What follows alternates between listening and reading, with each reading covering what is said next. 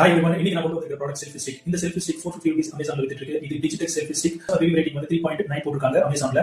So அதை base பண்ணி நான் அந்த ப்ராடக்ட் வந்து பர்ச்சேஸ் பண்ணேன். சோ இந்த ப்ராடக்ட் நான் 2 மந்த் யூஸ் பண்ணிருக்கேன். அந்த யூஸ் பண்ண எக்ஸ்பீரியன்ஸ் வச்சு உங்களுக்கு இந்த ப்ராடக்ட் ரிவ்யூ கொடுக்குறேன். சோ இந்த ரிவ்யூ டெஃபினட்டா உங்களுக்கு யூஸ்ஃபுல்லா இருக்கும். It's very comfortable.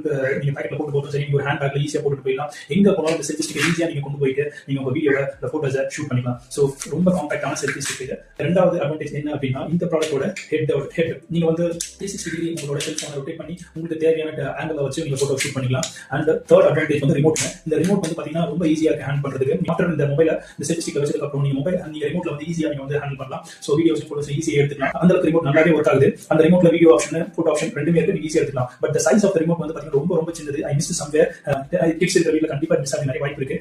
ரொம்ப சின்னதா இருக்கிறதால வந்து நீங்க பாக்கெட்ல போட்டாலும் எங்க வச்சீங்கனாலும் மிஸ் ஆகிற வாய்ப்புகள் ரொம்ப நிறைய இருக்கு. நீங்க அதை அழகா டேக் பண்ணி வச்சுக்கிட்டீங்கன்னா இந்த செல்ஃபி ஸ்டிக்கோட அந்த ரிமோட்டை ஈஸியா நீங்க கேரி பண்ணி போக முடியும். சோ டேக் இந்த ரிமோட் வந்து ரொம்ப இம்பார்ட்டன்ட். சோ அட்வான்டேஜ் அப்படின்னு பார்த்தோம்னா, இது வந்து ரொம்ப ஈஸியா நீங்க கேரி பண்ணிட்டு போகலாம். அந்த ஹெட் வந்து 360 டிகிரி நீங்க எந்த ஆங்கிள் வச்சுக்கலாம். அந்த ரிமோட் வந்து நல்லாவே ஒர்க் ஆகுது, நீங்க நல்லாவே யூஸ் பண்ணிக்கலாம்.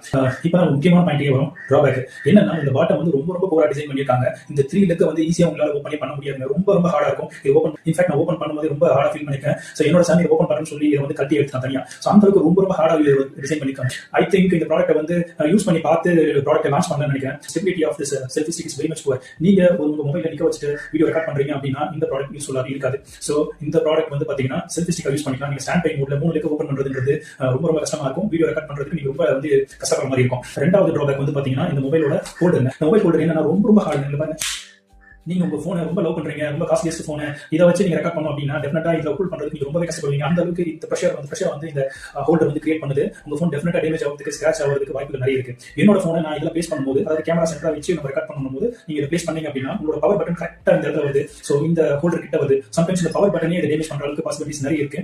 சோ இதுதான் பெரிய டிராபேக். இந்த ப்ராடக்ட்டை அவங்க ப்ராப்பரா டெஸ்ட் பண்ணி லான்ச் பண்ணலாம் நான் ஃபீல் பண்றேன். சோ இதுதான் என்னோட ப்ராடக்ட் ரிவ்யூ.